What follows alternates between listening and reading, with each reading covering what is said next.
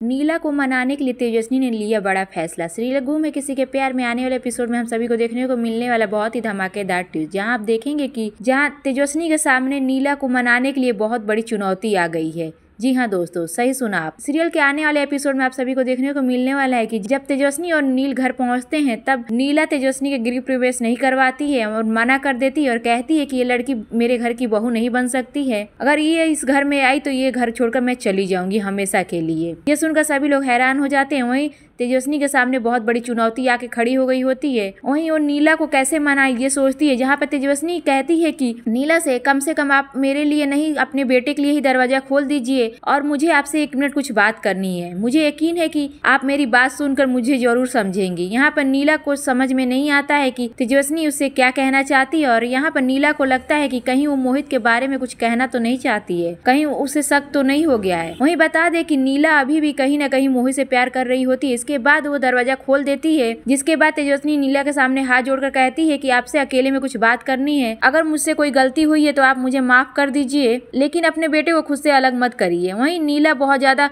गुस्से में होती है और तेजस्वी की एक भी बात नहीं सुनती है, लेकिन फिर भी इतना सब कहने के बाद नीला तैयार हो जाती है और कहती है कि मैं सिर्फ और सिर्फ अपने बेटे के लिए तुमको अंदर आने देती हूँ। जिसके बाद ये सब बात सुनकर घर वाले काफी ज्यादा खुश हो जाते हैं और सोचते हैं कि तेजस्वी ने ऐसा क्या जादू कर दिया जो नीला झट से मान गई। जिसके बाद तेजस्वी के गृह प्रवेश होता है, जहाँ पर नीला तेजस्वी से कहती है कि तुम ये सोचकर खुश मत होना कि मैं तुम्हें अपनी घर की बहू मान ली हूँ, मैंने स्वीकार कर लिया तुमको बहू के रूप में। ये तुम अपनी गलतफहमी मत पैदा करना अपने दिमाग में। मैं सिर्फ और सिर्फ अपने बेटे के लिए तैयार हुई हूँ और इसके बाद तुम भी पछताओगी तुम इस घर में क्यों आई हो। और तेजस्वी ये सुनकर काफी ज्यादा डर जाती है और घबराई हुई दिखाई देती है और सोचती है कि कहीं उसकी पढ़ाई पर कोई असर ना हो, कहीं उसको पढ़ाई करने से उसकी सास ना रोक दे। वहीं अब देखना ये होगा कहानी में आगे कौन सा मोड़ आने वाला है। आपको क्या लगता है, क्या कुछ होने वाला है आने वाले एपिसोड में? अपनी राय हमें कमेंट सेक्शन में जरूर बताएं। ऐसे ही अपडेट के लिए देखते रहिए हमारा चैनल।